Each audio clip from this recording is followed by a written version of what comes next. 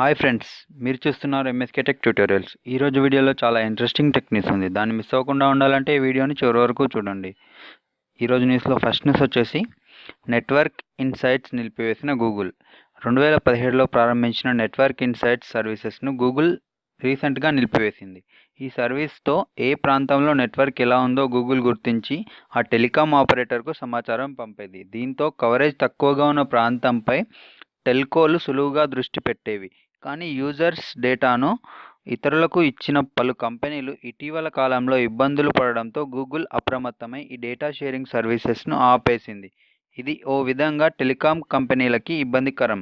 Next news వచ్చేసి జర్నలిస్టులను నియమించుకున్న Facebook. ఇది ఫేస్బుక్కి సంబంధించిన న్యూస్ అండి. సోషల్ మీడియా దిగ్గజం ఫేస్బుక్ మరో కొత్త ఫీచర్ను అందుబాటులోకి తీసుకురానుంది. యూజర్లకు ఫేస్బుక్లోనే వార్తల్ని అందించేందుకు ఈ ఫేస్బుక్ సిద్ధమవుతుంది. ఈ నేపథ్యంలో తన న్యూస్ ట్యాబ్ కోసం సీనియర్ జర్నలిస్టుల బృందాన్ని ఈ ఫేస్బుక్ అయితే నిర్ణయించుకుంటుందని సమాచారం ఉంది. వినియోగదారులు అభిరుచులను గుర్తించడానికి ఆల్గరిథంలపై ఆధారపడతామని Facebook news partnership head Campbell Brown media వెల్లడించారు.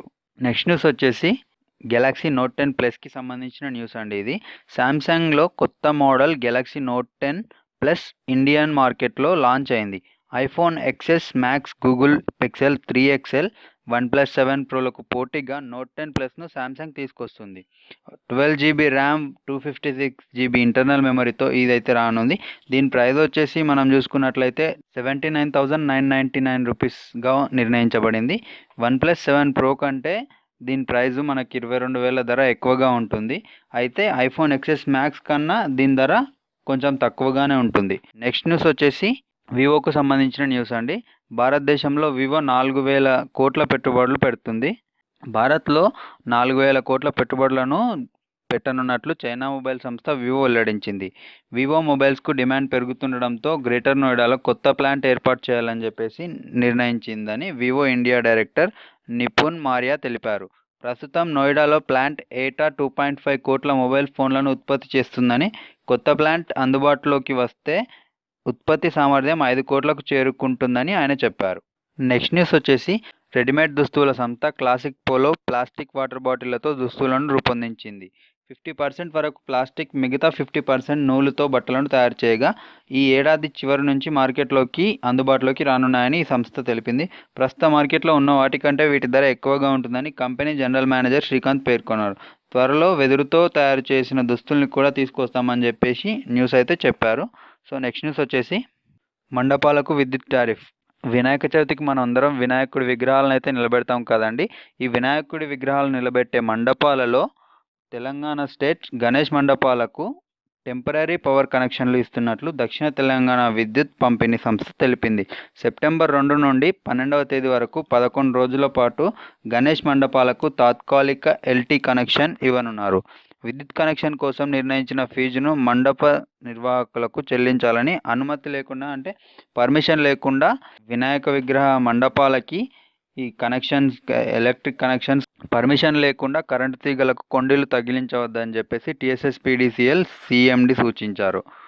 నెక్స్ట్ న్యూస్ వచ్చేసి పంట కొనుగోళ్లకు ఆధార్ అనుసంధానం. పంట కనీస మద్దతు ధర ఫలం రైతులకు మాత్రమే దక్కేలా కేంద్రం కొత్త ప్రయోగానికి శ్రీకారం చుట్టింది.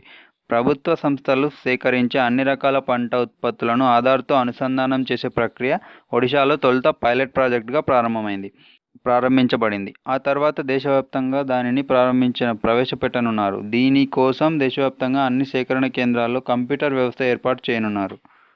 నెక్స్ట్ న్యూస్ వచ్చేసి 59 మినిట్స్లో లోన్ అయితే తీసుకోవచ్చు అని చెప్పేసి ఒక కొత్త న్యూస్ అయితే ఉందండి. మనకు లోన్ కావాలంటే బ్యాంకుల చుట్టూ తిరగనవసరం లేదు. సింపుల్గా ఆన్లైన్ ద్వారా పొందవచ్చు.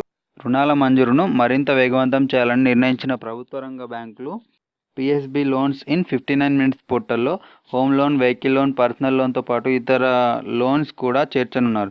ప్రస్తుతం ఈ పోర్టల్ ద్వారా సూక్ష్మ, చిన్న, మధ్య శ్రేణి కంపెనీలకు 59 నిమిషాల్లోనే ₹1,00,00,000 వరకు రుణాన్ని మంజూరు చేస్తున్నాయి.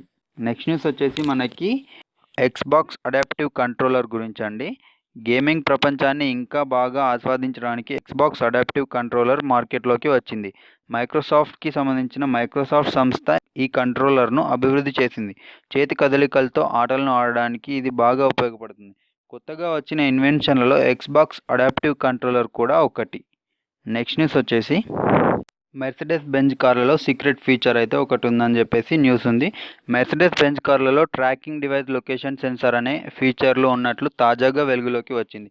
ఈ ఫీచర్ ద్వారా కారు ఎప్పుడు ఎలా ఉందో తెలుసుకోవచ్చు. ఈ విషయం తెలిసిన వినియోగదారులు తమ సీక్రెట్స్ ఎక్కడ బయటపడతాయో అని ఆందోళన చెందుతున్నారు.